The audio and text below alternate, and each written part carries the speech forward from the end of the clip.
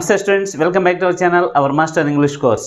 I have been explaining prepositions since 6 videos, which are very useful to you in the public as well as competitive exams. Okay students, నేను last 6 videos నుంచి prepositions మీకు డీటెయిల్గా explain చేస్తూ ఉన్నాను. అవి మీకు పబ్లిక్లో కానీ లేదా కాంపిటేటివ్ ఎగ్జామ్స్లో కానీ చాలా బాగా ఉపయోగపడుతూ ఉంటాయి. అవి మీరు బాగా నేర్చుకొని ప్రాక్టీస్ చేసినట్లయితే. In that process I'm going to explain some other important prepositions in this video. After అంటే అర్థమైంది తర్వాత. తర్వాత అనే సిచ్యువేషన్లో ఆఫ్టర్ అనే ప్రిపోజిషన్ని యూజ్ చేయాలి. తర్వాత అని చెప్పాలంటే ఆఫ్టర్ అనే ప్రిపోజిషన్ని యూజ్ చేయాలి. Rules of after. ఆఫ్టర్ యొక్క రూల్స్, ఎగ్జాంపుల్స్, అది ఏ సిచ్యువేషన్లో యూజ్ చేస్తారో ఇప్పుడు చూద్దాం. Okay, first one is it can be used sequence of place. అంటే ఆఫ్టర్ అనే ప్రిపోజిషన్ని సీక్వెన్స్ ఆఫ్ ప్లేస్లో యూజ్ చేయాలి. అంటే ఒక ప్లేస్ తర్వాత ఇంకొకటి, అంటే ఈ ప్లేస్ తర్వాత ఇంకొకటి అని చెప్పే క్రమంలో మనము ఆఫ్టర్ అనే ప్రిపోజిషన్ని యూజ్ చేయాలి. That means it indicates sequence of place. అర్థమవుతుందా? For example, she is placed dash you. In the public examination or competitive exams they will give like this. మనకు పబ్లిక్లో కానీ కాంపిటేటివ్ ఎగ్జామ్లో కానీ ఈ విధంగా వాళ్ళు బిట్స్ ఇస్తారు. Now which preposition is use in this blank. ఇప్పుడు మనం ఇక్కడ ఏ ప్రిపోజిషన్ యూజ్ చేయాలి? ఆఫ్టర్ అనే ప్రిపోజిషన్ని యూజ్ చేయాలి. ఆఫ్టర్ అనే ప్రిపోజిషన్ ఎందుకు యూజ్ చేయాలి? ఇక్కడ సీక్వెన్స్ ఆఫ్ ప్లేస్ని తెలియజేస్తుంది కాబట్టి. ప్లేస్లో సీక్వెన్స్ని తెలియజేస్తుంది. ప్లేస్లో సీక్వెన్స్ అంటే ఆర్డర్, వరుస క్రమం. అంటే దీని తర్వాత అది అని తెలియజేసినట్లయితే ఆ సిచ్యువేషన్లో మనము ఆఫ్టర్ అనే ప్రిపోజిషన్ యూజ్ చేయాలి. అర్థమవుతుందా? కాబట్టి she is placed after you. ఆమె నీ తర్వాత ప్లేస్లో ఉంది. ఇప్పుడు ఫర్ ఎగ్జాంపుల్ రిజల్ట్ కావచ్చు, ప్లేస్మెంట్స్ ఏమైనా కావచ్చు, వచ్చినప్పుడు ఆ లిస్ట్ చూసేటప్పుడు ఆమె నీ తర్వాత ప్లేస్లో ఉంది లేదా ఆమె నీ ముందు ప్లేస్లో ఉంది అని చెప్పే సందర్భంలో మనం ఆఫ్టర్ అనే ప్రిపోజిషన్ యూజ్ చేయాలి. అదే సీక్వెన్స్ ఆఫ్ ప్లేస్ అంటే. అంటే సీక్వెన్స్ ఆఫ్ ప్లేస్ అంటే ప్లేస్లో వరుస క్రమం. అర్థమవుతుందా? ఆ ప్లేస్లో వరుస క్రమం తెలియజేయడానికి ఆఫ్టర్ అనే ప్రిపోజిషన్ని యూజ్ చేయాలి. కాబట్టి she is placed after you అంటే ఆమె నీ తర్వాత ప్లేస్లో ఉంది. Okay, next second one is my house is dash the temple. ఇక్కడ కూడా మనం ఏ ప్రిపోజిషన్ యూజ్ చేయాలి? ఆఫ్టర్ అనే ప్రిపోజిషన్ని యూజ్ చేయాలి. ఎందుకని యూజ్ చేయాలి? It indicates sequence of place. ఇది కూడా సీక్వెన్స్ ఆఫ్ ప్లేస్నే తెలియజేస్తుంది. అంటే my house is after the temple అంటే అర్థమైంది, మా ఇల్లు టెంపుల్ తర్వాత ఉంది. ఇది కూడా ప్లేస్ల సీక్వెన్స్ని తెలియజేస్తుంది. That's why we have to use after preposition in this blank. అర్థమవుతుందా? కాబట్టి ఎప్పుడైనా సరే సీక్వెన్స్ ఆఫ్ ప్లేస్ని తెలియజేయడానికి మనము ఆఫ్టర్ అనే ప్రిపోజిషన్ని యూజ్ చేయాలి. You have to very clear. Okay, next second rule is it can be used as sequence in time. That means it indicates sequence in time or sequence of time. అర్థమవుతుందా? ఇది sequence of ప్లేస్ని తెలియజేస్తే ఇది sequence of టైంని తెలియజేస్తుంది. అంటే ప్లేస్లో వరుస క్రమం, ఇది టైంలో వరుస క్రమం. టైంలో సీక్వెన్స్ తెలియజేయడానికి ఇన్ అనే ప్రిపోజిషన్ని యూజ్ చేయాలి. టైంలో సీక్వెన్స్ అంటే ఆర్డర్, అంటే వరుస క్రమం తెలియజేయడానికి ఆఫ్టర్ అనే ప్రిపోజిషన్ని యూజ్ చేయాలి. For example, he returns dash night fall. ఇక్కడ ఏ ప్రిపోజిషన్ యూజ్ చేయాలి? Which preposition is use in this blank? After. Why? Because it indicates sequence in time. ఇక్కడ ఆఫ్టర్ అనే ప్రిపోజిషన్ ఎందుకు యూజ్ చేయాలి అంటే సీక్వెన్స్ ఆఫ్ టైంని తెలియజేస్తుంది. అంటే టైంలో వరుస క్రమం. For example, he returns after night fall అంటే అర్థమైంది, అతను చీకటి పడ్డ తర్వాత. నైట్ ఫాల్ అంటే చీకటి పడడం. చీకటి పడ్డ తర్వాత అతను ఇంటికి వస్తాడు అంటే టైంలో సీక్వెన్స్. ఇది ప్లేస్లో సీక్వెన్స్. అర్థమవుతుందా? ఫస్ట్ రూల్ ప్లేస్లో సీక్వెన్స్, సెకండ్ రూల్ టైంలో సీక్వెన్స్. కాబట్టి he returns after night fall అంటే అర్థమైంది, అతను చీకటి పడ్డ తర్వాత తిరిగి వస్తాడు. రిటర్న్స్ అంటే తిరిగి రావడం. He returns after night fall అంటే అర్థమైంది, అతను చీకటి పడ్డ తర్వాత తిరిగి వస్తాడు. అది దాని యొక్క meaning. Okay, next second one is I slept dash I arrived my home. ఇక్కడ ఏ ప్రిపోజిషన్ ఇచ్చేయాలి? ఇక్కడ కూడా ఆఫ్టర్ అనే ప్రిపోజిషన్ని యూజ్ చేయాలి. ఎందుకని యూజ్ చేయాలి? ఇది కూడా సీక్వెన్స్ ఆఫ్ టైంని తెలియజేస్తుంది. ఇది కూడా సీక్వెన్స్ ఇన్ టైంని తెలియజేస్తుంది. కాబట్టి ఆఫ్టర్ అనే ప్రిపోజిషన్ని యూజ్ చేస్తున్నాం. For example, I slept after I arrived my house. Next second one is I slept dash I arrived my house. ఇక్కడ ఏ ప్రిపోజిషన్ యూజ్ చేయాలి? ఇక్కడ కూడా ఆఫ్టర్ అనే ప్రిపోజిషన్ని యూజ్ చేయాలి. ఎందుకని యూజ్ చేయాలి? ఇది కూడా సీక్వెన్స్ ఇన్ టైంని తెలియజేస్తుంది. అంటే టైమ్లెస్ సీక్వెన్స్ని తెలియజేస్తుంది. దీని యొక్క అర్థమైంది, I slept after I arrived my house అంటే అర్థమైంది, నేను ఇంటికి వచ్చిన తర్వాత నిద్రపోయాను. అంటే ఇంటికి వచ్చిన తర్వాత అది టైంలో సీక్వెన్స్ని తెలియజేస్తుంది. కాబట్టి ప్లేస్లో సీక్వెన్స్ని తెలియజేసిన లేదా టైంలో సీక్వెన్స్ని తెలియజేసిన ఆఫ్టర్ అనే ప్రిపోజిషన్ని యూజ్ చేయాలి. అర్థమవుతుందా? ఇవి మనకు ఏదన్నా నోటిఫికేషన్స్ కానీ, లేదన్నా రిజల్ట్ చూసేటప్పుడు కానీ, లేదా ఇంకేదన్నా ప్రమోషన్ లిస్ట్ చూసేటప్పుడు కానీ, లేదు ఎలక్షన్లో మన ర్యాంకింగ్లో కావచ్చు, రిజల్ట్లో ర్యాంకింగ్లో కావచ్చు, వాట్ ఎవర్ ఇట్ ఈజ్, దేంట్లో అయినా సీక్వెన్స్ ఆఫ్ ప్లేస్ అని చెప్పాలంటే అప్పుడు ఆఫ్టర్ అనే ప్రిపోజిషన్ని యూజ్ చేయాలి. Okay. Next another preposition is rules of against. Against అంటే వ్యతిరేకంగా. అంటే అగెనెస్ట్ అనే ప్రిపోజిషన్ని ఏ సిచ్యువేషన్లో ఎలా యూజ్ చేయాలో చూద్దాం. First rule is against denotes opposition of some kind. Against denotes opposition of some kind అంటే ఎవరికైనా వ్యతిరేకంగా, దేనికైనా వ్యతిరేకంగా అని చెప్పడానికి అగెనెస్ట్ అనే ప్రిపోజిషన్ని యూజ్ చేయాలి. For example, nobody should act dash the orders. ఇక్కడ ఏ ప్రిపోజిషన్ యూజ్ చేయాలి? అగెనెస్ట్ అనే ప్రిపోజిషన్ని యూజ్ చేయాలి. అగెనెస్ట్ అనే ప్రిపోజిషన్ ఎందుకు యూజ్ చేయాలి? This is opposition of some kind. It indicates opposition of some kind. That's why we have to use against preposition in this blank. దీనికి మీనింగ్ ఏంది? Nobody should act against the orders అంటే ఎవరు కూడా ఆర్డర్స్కి వ్యతిరేకంగా ప్రవర్తించకూడదు అని దాని యొక్క meaning. When we have to use against when we want to indicate opposition of some kind అంటే దేనికైనా వ్యతిరేకంగా అని చెప్పాలంటే లేదా తెలియజేయాలంటే అగెనెస్ట్ అనే ప్రిపోజిషన్ని యూజ్ చేయాలి. Okay. Next second one is he is talking dash the rules. ఇక్కడ ఏ ప్రిపోజిషన్ యూజ్ చేయాలి? ఇక్కడ కూడా అగెనెస్ట్ అనే ప్రిపోజిషన్ని యూజ్ చేయాలి. ఇక్కడ అగెనెస్ట్ అనే ప్రిపోజిషన్ ఎందుకు యూజ్ చేయాలి? It is also indicates opposition of some kind.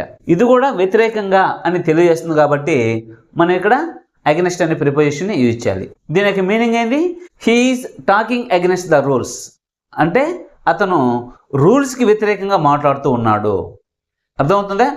ఎప్పుడైనా సరే దేనికైనా వ్యతిరేకంగా అని చెప్పాలంటే అగెనెస్ట్ అనే ప్రిపోజిషన్ మనము యూజ్ చేయాలి.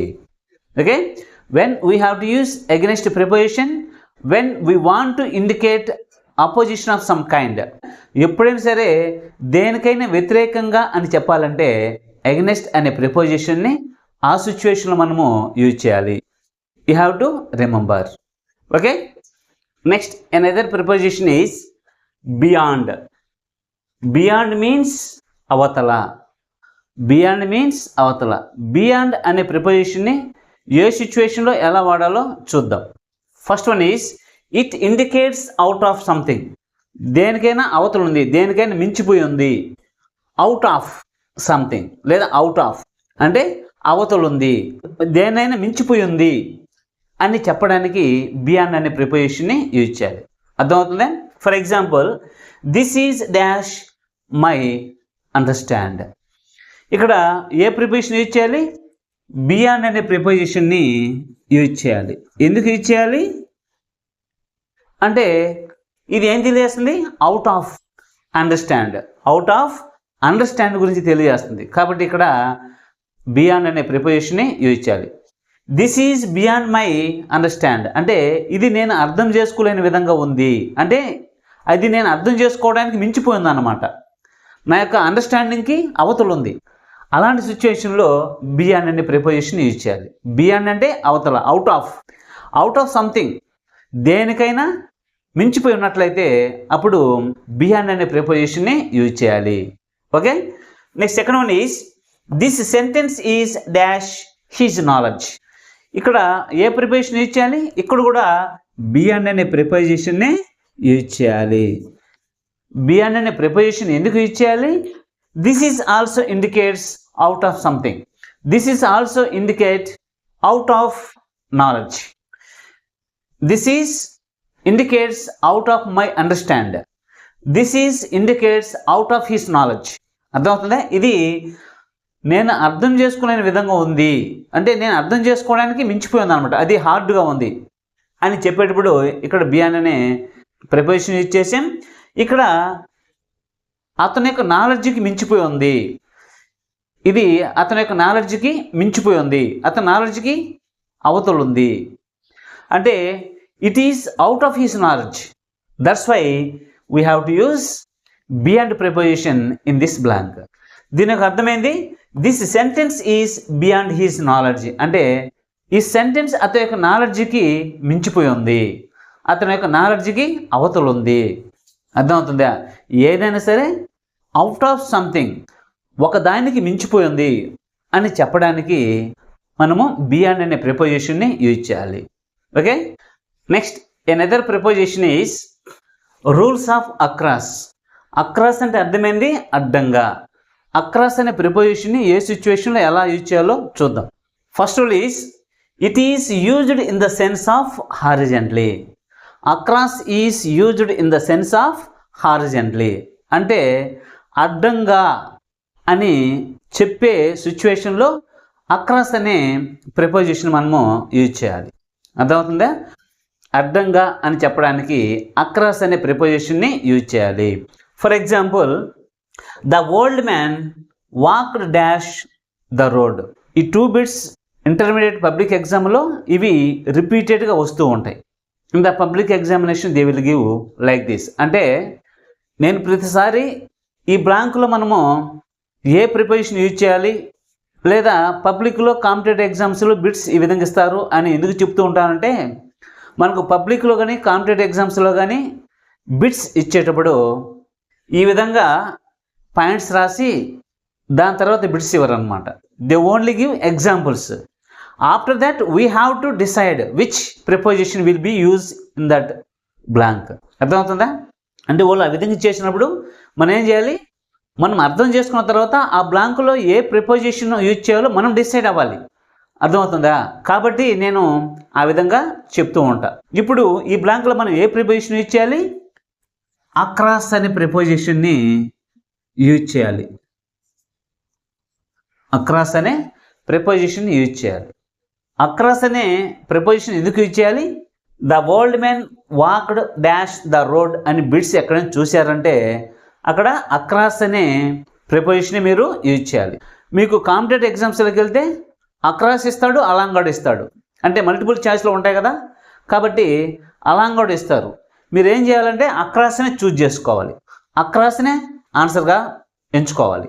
అర్థమవుతుందా? కాబట్టి ఇక్కడ మనం ఏం చేయాలి? అక్రాస్ అనే ప్రిపోజిషన్నే వాడాలి.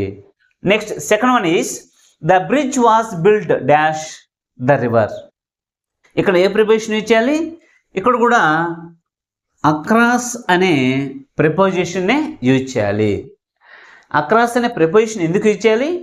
రివర్స్ కానీ కెనాల్స్ కానీ లేక్స్ కానీ వాటికి ఏదైనా బిల్ట్ చేశారంటే, ఏదైనా కట్టారంటే అడ్డంగానే కడతారనమాట. అర్థమవుతుందా?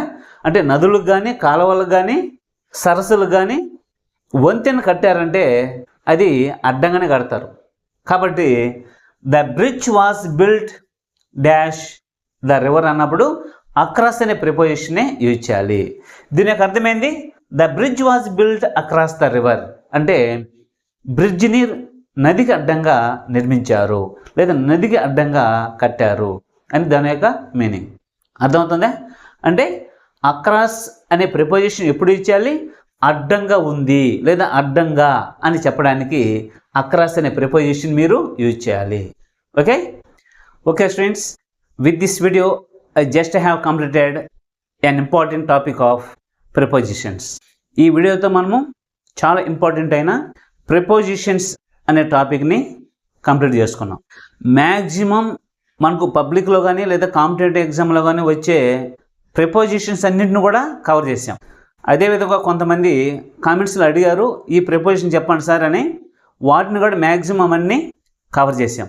కాబట్టి ప్రిపోజిషన్ అనేది జనరల్గానే చాలా డిఫికల్ట్ టాపిక్ అయినప్పటికీ మీరు మన వీడియోస్ని రెగ్యులర్గా వాచ్ చేస్తూ రూల్స్ని ఎగ్జాంపుల్స్ని బాగా ప్రాక్టీస్ చేస్తూ నేర్చుకున్నట్లయితే మీరు పబ్లిక్లో కావచ్చు లేదా కాంపిటేటివ్ ఎగ్జామ్లో కావచ్చు లేదా స్పోకెన్ ఇంగ్లీష్లో కావచ్చు వాటిని ఈజీగా మీరు యూజ్ చేయగలుగుతారు. అర్థమవుతుందా? ప్రతి ప్రిపోజిషన్ సంబంధించి వాటి యొక్క అర్థాన్ని, వాటి యొక్క రూల్స్, ఎగ్జాంపుల్స్, ఏ సిచ్యువేషన్లో ఏ ప్రిపోజిషన్ యూజ్ చేయాలి అనేది మీకు డీటెయిల్డ్గా ఎక్స్ప్లెయిన్ చేశాను. వాటిని నేర్చుకోవాలి, ప్రాక్టీస్ చేయాలి. నేర్చుకుంటూ ప్రాక్టీస్ చేసినట్లయితేనే మీకు అవి బాగా వస్తాయన్నమాట. లేకపోతే ఊరికే అటు చూసేసి స్కిప్ చేసి గమనైపోతే మీకు ఎప్పటికీ కూడా ఇవి వచ్చే ఛాన్స్ అనేది కనిపించదు. ఇంగ్లీష్ గ్రామర్ అనేది లోయర్ సెక్షన్ నుంచి నేర్చుకుంటూనే ఉంటారు. అయినప్పటికీ 10th, inter, degree, BTech, MTech ఏది చేసినా వాళ్ళకి పర్ఫెక్షన్ అనేది రాదు. ఎందుకు రాదు అంటే ఓన్లీ ల్యాక్ ఆఫ్ ప్రాక్టీస్. అర్థమవుతుందా? ప్రాక్టీస్ లేకనే. నేర్చుకోవడంతో పాటు నంబర్ ఆఫ్ టైమ్స్ ప్రాక్టీస్ చేస్తూ ఉండాలి. Then only you will learn very well, then only you will understand very well. Otherwise you can't understand, otherwise you can't learn. అర్థమవుతుందా? కాబట్టి నేను కాలేజీలో క్లాసులో ఏ విధంగా అయితే ఎక్స్ప్లెయిన్ చేస్తున్నానో అదేవిధంగా ప్రతి ఒక్కరు కూడా ప్రతి టాపిక్ గురించి మంచి గ్రిప్ ఉండాలి, మంచి అవగాహన ఉండాలి అనే దాంతో డీటెయిల్గా ఎక్స్ప్లెయిన్ చేయడం అనేది జరిగింది. ఇప్పుడు వరకు చెప్పినట్టే కాకుండా ఇంక మీదట చెప్పేటప్పుడు కూడా డీటెయిల్డ్గా ఇంగ్లీష్ గ్రామర్ అనేది ప్రతి ఒక్కరికి యూజ్ఫుల్ అవుతుంది. Those who want to speak English very fluently, those who want to learn English very well అనే ప్రతి ఒక్కరికి ఇంగ్లీష్ గ్రామర్ అనేది ఉపయోగపడుతుంది. చాలామంది గ్రామర్ లేకుండా ఇంగ్లీష్ వచ్చేస్తుంది అది ఇది చెప్తూ ఉంటారు. కానీ ఎట్టి పరిస్థితుల్లో కూడా గ్రామర్ యొక్క హెల్ప్ లేనిదే మనం ఇంగ్లీష్ మాట్లాడడం అనేది అంత ఆషామాషి కాదు. ఎందుకంటే ఇది మన మదర్ టంగ్ కాదు. ఇప్పుడు తెలుగు అనుకోండి, తెలుగు అనేది మన మదర్ టంగ్. మనం పుట్టినప్పటి నుంచి మన చుట్టుపక్కల ఉండే వాళ్ళందరితో మాట్లాడుతూ ఉంటాం. ఎందుకంటే మన చుట్టుపక్కల ఉండే వాళ్ళందరూ కూడా తెలుగు కాబట్టి, మన మదర్ టంగ్ తెలుగు కాబట్టి ఎవరికైతే ఏ మదర్ టంగ్ అయితే ఉంటుందో దానికి స్పెసిఫిక్గా గ్రామరు, ఛందస్సు, లేదా సెంటెన్స్ ఫార్మేషను, వర్డ్స్ ఇవన్నీ స్పెసిఫిక్గా నేర్చుకోవాల్సినంత అవసరం ఉండదు. చాలామంది మనం ఇక్కడ తెలుగు నేర్చుకున్నాం, ఇప్పుడు మనం తెలుగు మాట్లాడుతున్నాం, లేదు వేరే స్టేట్ వాళ్ళు ఆ లాంగ్వేజ్ని మాట్లాడుతున్నారు, వాళ్ళందరూ ఆ లాంగ్వేజ్ని నేర్చుకొని మాట్లాడుతున్నారా? లేదు కదా అని చెప్తూ ఉంటారు. కానీ మన మదర్ టంగ్ని మాట్లాడడం వేరు, అదర్ లాంగ్వేజ్ని మాట్లాడడం వేరు. అదర్ లాంగ్వేజ్ని మాట్లాడడం అంటే మనం వాటికి సంబంధించిన కొన్ని రూల్స్ అండ్ రెగ్యులేషన్స్ నేర్చుకోవాలి. అందులో ఊరికే మాట్లాడడం కదా. అది మనము ఎక్కడన్నా రాయాలన్నా కూడా మనకు ఆ గ్రామర్ అనేది చాలా ఇంపార్టెంట్. ఎందుకంటే ఇది యూనివర్సల్ లాంగ్వేజ్. అన్నీ రీజనల్ లాంగ్వేజెస్ వేరు, ఇంగ్లీష్ వేరు. ఇంగ్లీష్ అనేది యూనివర్సల్ లాంగ్వేజ్ కాబట్టి మనం దాన్ని పర్ఫెక్ట్గా నేర్చుకున్నప్పుడే మనం ఎక్కడైనా సరే పర్ఫెక్ట్గా ఎక్స్ప్రెస్ చేయగలుగుతాం. కాబట్టి గ్రామర్ అనేది లేకుండా ఇంగ్లీష్ మాట్లాడేస్తారు అది ఇది చెప్పడం అనేది అంత కరెక్ట్ అయితే కాదు. కాబట్టి గ్రామర్ నేర్చుకుంటే చాలా వరకు పర్ఫెక్షన్ అనేది వస్తుంది. మనం మాట్లాడే దాని మీద మనకు గ్రిప్ అనేది ఉంటుంది. మనకు అవన్నీ బాగా వచ్చినప్పుడు we can express whatever it is very confidently. దేనైనా సరే కాన్ఫిడెంట్గా ఎక్స్ప్రెస్ చేయగలుగుతాం. అర్థమవుతుందా? కాబట్టి అంటే ఓన్లీ గ్రామర్ నేర్చుకుంటే ఇంగ్లీష్ వచ్చేస్తుందా అంటే అది కూడా రాంగే. దానికి వొకబులరీ కావాలి, కొన్ని సెంటెన్స్ ఫార్మేషన్స్ నేర్చుకోవాలి, ఈ గ్రామర్ ఉండాలి. ఇవన్నీ ప్రాక్టీస్ చేస్తూ ఉంటేనే ఒక కొత్త లాంగ్వేజ్ అనేది వస్తుంది. లేకపోతే ఇప్పుడు ఇంగ్లీష్ మీడియం పిల్లలు ఎల్కేజీ నుంచి ఇంగ్లీష్ నేర్చుకుంటూనే వస్తున్నారు. వాళ్ళు డిగ్రీకి వచ్చినా సరే, బీటెక్ వచ్చినా సరే వాళ్ళు ఇంగ్లీష్ ఎందుకు ఫ్లూయెంట్గా మాట్లాడలేకపోతున్నారు అంటే చదువుతున్నారు కానీ వాటిని బాగా నేర్చుకొని దాన్ని ఇంప్లిమెంటేషన్లో పెట్టడం లేదు, దాన్ని ప్రాక్టీస్లో పెట్టడం లేదు. ప్రాక్టీస్లో పెట్టినట్లయితే ఇంగ్లీష్ అనేది ఈజీగానే వస్తుంది. మనకు అది మదర్ టంగ్ కాదు కాబట్టి కొంచెం కష్టంగా నేర్చుకోవాలి. ఎప్పుడైనా సరే రాని సబ్జెక్ట్ నేర్చుకోవడం అనేది ఎవరికైనా తలనొప్పిగానే ఉంటుంది. ఇప్పుడు ఫర్ ఎగ్జాంపుల్ ఒక పిల్లవాడిని బుక్ ఎత్తుకొని చదవేమరా అన్నారు అనుకోండి, అప్పుడు వాడికి ఏదైతే బాగా కూర్చుంటుందో దాన్ని ఎత్తుకొని టక్క టక్క టక్క చదువుతూ ఉంటాడు. అదే వాడు రాని సబ్జెక్ట్ చదవరంటే బోర్ ఫీల్ అవుతాడు, తలబట్టుకుంటాడు. అదేవిధంగా ఇంగ్లీష్ అనేది ఎవరికైనా అలాగే ఉంటుంది. అది రాని సబ్జెక్ట్ కాబట్టి, అదర్ లాంగ్వేజ్ కాబట్టి కొంచెం కష్టంగా ఉంటుంది. అంత మాత్రాన్ని ఇది మనకు రాదులేని స్కిప్ చేస్తే ఎప్పటికి రాదు, ఎప్పటికి మాట్లాడలేరు. రాని దాని మీదనే ఎక్కువ కాన్సన్ట్రేట్ చేయాలి, ఎక్కువ ఫోకస్ చేయాలి, ఎక్కువ టైం వర్కౌట్ చేయాలి. Then only you will learn very well. Okay students, కాబట్టి వీడియోస్ని రెగ్యులర్ చూస్తూ గ్రామర్ మీద ముందు గ్రిప్ వచ్చిందంటే వొకాబులరీ వర్డ్స్ యొక్క మీనింగ్స్ నేర్చుకున్నట్లయితే తర్వాత you can easily speak English very fluently. There is no doubt at all. Okay, కాబట్టి వీడియోస్ని రెగ్యులర్ చూస్తూ ఉండండి. మీకు ఏదైనా డౌట్స్ ఉంటే కామెంట్ చేస్తూ ఉండండి. గ్రామర్ అయితే మీకు చాలా డీటెయిల్డ్గా నేను క్లాస్ రూమ్లో ఏ విధంగా అయితే ఎక్స్ప్లెయిన్ చేస్తున్నానో అదే విధంగా చాలా డీటెయిల్డ్గా ఎక్స్ప్లెయిన్ చేస్తాను. There is no doubt at all. Grammar మొత్తం నీట్గా ఎక్స్ప్లెయిన్ చేసిన తర్వాత స్పోకెన్ ఇంగ్లీష్ను కూడా ఒక్కొక్క టాపిక్ని తీసుకొని ఏది ఏ సిచ్యువేషన్లో ఎలా యూజ్ చేయాలి అనేది దాన్ని కూడా మీకు డీటెయిల్గా ఎక్స్ప్లెయిన్ చేయడం అనేది జరుగుతుంది అనమాట.